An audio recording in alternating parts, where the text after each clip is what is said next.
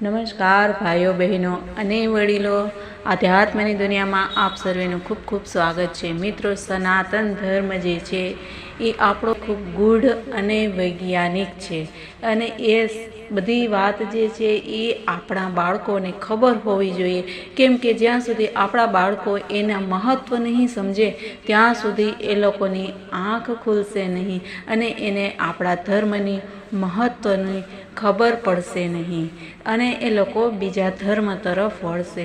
એટલા માટે હંમેશા આ ચેનલનું એ જ એક ઉદ્દેશ્ય રહ્યું છે કે આપણે આપણા ધર્મ છે એનું શું છે મહત્ત્વ, એની પાછળના વ્રત તહેવારો અને જે ઉત્સવો આપણે મનાવીએ છીએ એની પાછળ શું શું કારણો રહ્યા છે એ હંમેશા હું જણાવું છું। તો મિત્રો, એના માટે આપ ચેનલને સબસ્ક્રાઈબ કરી લો અને વિડીયોને લાઈક અને શેર કરવાનું તો ભૂલતા જ નહીં।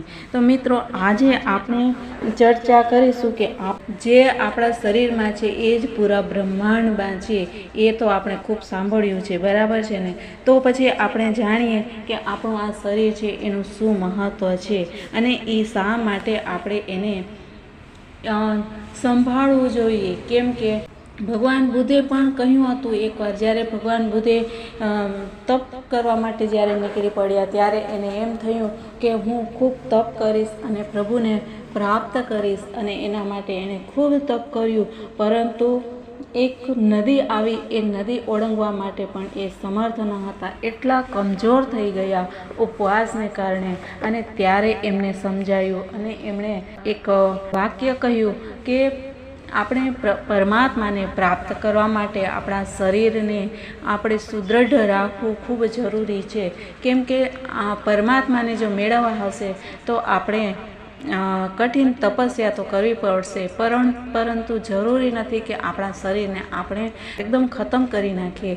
તો એટલી અશક્તિ આવી ગઈ હતી। હા, આપણા મનને આપણે સ્વસ્થ કરવા માટે કે આપણે તમામ વસ્તુ જે બહાર છે એ આપણા શરીરમાં છે, તો આપણે એને યોગ દ્વારા આપણે સાધી શકીએ છીએ, આપણે તપ દ્વારા સાધી શકીએ છીએ, આપણે સત્યતા દ્વારા એને સાધી શકીએ છીએ। કેમ કે જ્યારે સાત્વિકતા આપણા શરીરમાં હશે તો જ આપણે આ બધી વસ્તુઓ મેળવી શકીશું। બાકી આપણે કેટલા પણ ઉપવાસ કરી લઈએ તો એ એક લાંઘણ કહેવાય છે, કેમ કે આપણે ઉપવાસ તો કરીએ છીએ પરંતુ આપણે અસત્ય પણ એટલું જ બોલીએ છીએ, આપણે કોઈના દિલને આપણે દુભાવીએ છીએ, એને કોઈનું ભલું કરવામાં આપણે ઈચ્છતા નથી।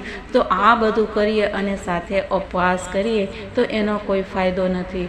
તો એના માટે આપણે સત્ય છે, અહિંસા છે, ક્યારેય જૂઠું ન બોલવું, કોઈના દિલને દુઃખ ન પહોંચાડવું, જીવની હિંસા ન કરવી, હંમેશા કોઈકનું ભલું કરવું, પરોપકાર કરવો, દાન કરવું, પુણ્ય કરવું, અને સાથે સાથે જ આપણે આપણા શરીરને અને પરમાત્મા સાથે આપણે જોડાયેલું રાખવું, કેમ કે એક પરમ શક્તિ જે છે એ જ આપણને સહાય કરે છે।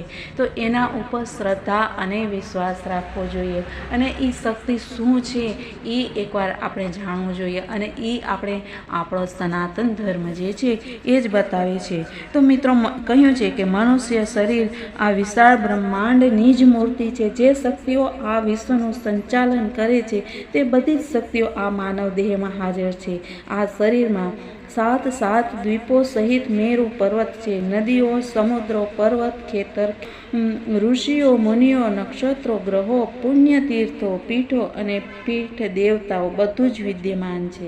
આકાશ, વાયુ, જળ, અગ્નિ, પૃથ્વી તથા ત્રણેય લોકમાં વસતા બધા જ પ્રાણીઓ આ શરીરમાં રહેલા છે। મેરુની આસપાસના સઘળો વ્યવહાર ચાલે છે। આ બધું જ જે જાણે છે તે યોગી છે। આ બ્રહ્માંડ રૂપ દેહમાં જણાવ્યું છે કે એના માટેના શ્લોક છે, સ એવ પુરુષ તસ્માદ દંડ નૈર્ભેદ્ય નિર્ગત સહસ્ત્રોર્વધિવાહ વક્ષઃ સહસ્ત્રાન ન શીર્ષવાન યસ્યેહાવયવૈર્લોકાન કલ્પયન્તિ મનીષિણઃ કટ્યાદિભિરધઃ સપ્તોર્ધ્વજગનાદિભિઃ ભૂલોકઃ કલ્પિતઃ પદભ્યામ ભુવર્લોકસ્ય નાભિતઃ હૃદા સ્વર્લોક ઉરસા મહર્લોકો મહાત્મનઃ ગ્રીવાયામ જનલોકોસ્ય તપોલોક સ્તનદ્વયાત મૂર્ધાભિ સત્યલોકશ્ચ બ્રહ્મલોક સનાતનઃ તત્કટ્યાચાતલમ ક્લપ્ત શુરુમ્યામ વિતલમ વિભોઃ જાનુભ્યામ સુતલમ શુદ્ધે જાંઘાભ્યામ ચ તલાતલમ મહાતલમ તુ ગુલ્ફાભ્યામ પ્રપદાભ્યામ રસાતલમ પાતાલમ જમિતિ લોકમયઃ પુમાન. જે પુરુષ પ્રાણને ભેદીને નીકળી ગયો એને 1000 છાતી, 1000 આંગળીઓ, 1000 બાહુ, 1000 નેત્ર અને 1000 મુખ તેમજ 1000 માથા છે. તેથી વિદ્વાન લોકો તેના શરીરના અવયવોને આધારે અનેક પ્રકારના લોકોની કલ્પના કરે છે. તેથી કટીની નીચે 7 અને તેની ઉપરના ભાગમાં પણ 7 લોક છે. તેના ચરણોમાં ભૂલોકની કલ્પના કરી છે. તેમજ તેની નાભીમાં ભુવઃલોક, હૃદયમાં સ્વલોક, વક્ષસ્થળમાં મહલોક, ગરદનમાં જનલોક, બંને સ્તનોમાં તપ અને મૂર્ધામાં સત્યલોકની કલ્પના કરવામાં આવી છે. આ બ્રહ્મલોક સનાતન છે. તેની કટીમાં અતલલોકની કલ્પના કરવામાં આવી છે. તેથી તેની જાંઘોમાં વિતલ, ઘૂંટણોમાં સુતલ અને પિંડીઓમાં તલ અને અતલ, ઘૂંટીઓમાં મહાતલ, પંજાઓમાં રસાતલ અને પગના તળિયામાં પાતાલ છે. આ રીતે એ પરમ પુરુષની કલ્પના કરતા એને સકળ લોકમય કલ્પ્યો છે. આ શ્લોકનો પાઠ કરવાથી જ બધું મળી જાય નહીં. આ શ્લોક પર વિચારપૂર્વક તેમજ ભક્તિ ભાવના સહિત ચિત્તને એકાગ્ર કરવું જોઈએ. વિરાટ જગતમાં પોતાના ઈષ્ટદેવને વ્યાપી રહેલો જોવાનો અનુભવ જ્યારે પ્રત્યક્ષ થાય છે ત્યારે દરેક ક્ષણે ઈશ્વરના દર્શન કરનાર લોકોને આ જીવનમાં જ સ્વર્ગ પ્રાપ્તિનું સુખ મળે છે.